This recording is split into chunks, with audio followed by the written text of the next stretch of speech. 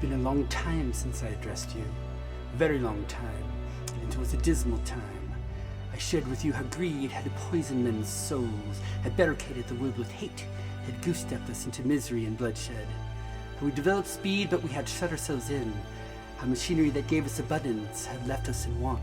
How our knowledge had made us cynical, our cleverness hard and unkind. We thought too much and felt too little. More than machinery, we needed humanity. More than cleverness, we needed kindness and gentleness. Without these qualities, life would be violent and all would be lost. So how is life today? I ask you, has anything changed? Look around. Has violence ended? Hatred erased? Racism eradicated? What happens to you when you hear, see, and feel these things that have not changed? Do you get angry? Your blood boil? Do you look around suspiciously for who's to blame, pointing fingers outward at your fellow man? Or do you feel shame, pointing fingers inward, self-torturing, from where there's no escape? So what has changed, I ask you? What has changed?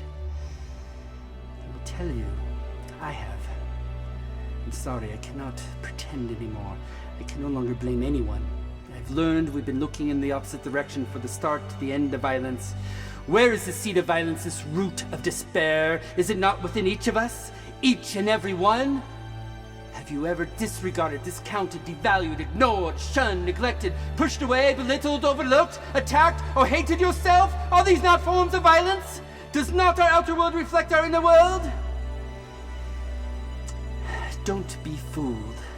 This is not a call for inward blame and shame. This is a call for truth. I was blinded when I said that greed was to blame. Greed is only a symptom, not a cause. In fact, so are all of our ills of our world merely symptoms. Symptoms of disconnecting from our nature. Let these ills be our guide to where we steered off course, where we missed the mark.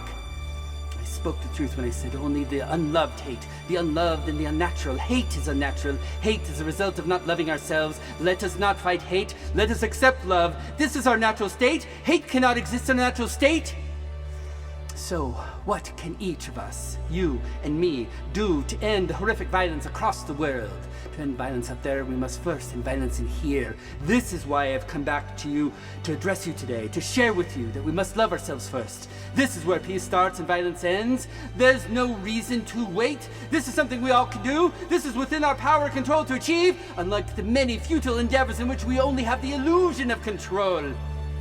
Does this seem too simplistic and idealistic, I ask you? Is there any one among you completely free of violence within that has embraced total unconditional self-love? Is there not enough work here to do? Do you need more to look outward? Or is this looking outward just a disguised distraction from looking inward at ourselves? Fear not, I say. As we tap into the deep well of peace and love within us, it cannot help but overflow outwardly to our neighbors. Outwardly to our world becomes effortless because peace and love are our truth, our nature. You have all the power in the world within you. We all do. You do not need to be a leader of a country or a warrior in an army to act. You're already much more than that. You are the leader of your own world, a warrior of your own heart and all hearts. There are no ordinary among us. Those with seemingly zero power have limitless influence. The ordinary, extraordinary, the common, uncommon, the everyday, miraculous.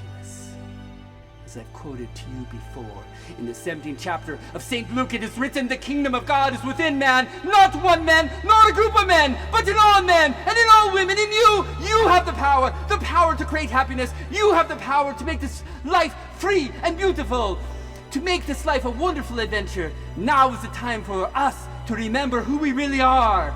So let us start today, right now, by loving ourselves, being more accepting, more understanding, more compassionate, and we'll see our world change. We do not need to fight to unite. Let us cultivate this love and allow it to sprout the gifts that have been planted within us, each and every one of us, to be at service, to be shared, to be celebrated. It's the expression of our new gifts that will be our salvation, fitting together perfectly, precisely designed to solve any and all of our earthly ills, and we shall be moved to tears instead of driven to tears. We shall fall in love with the whole world, and the whole world shall fall in love with us.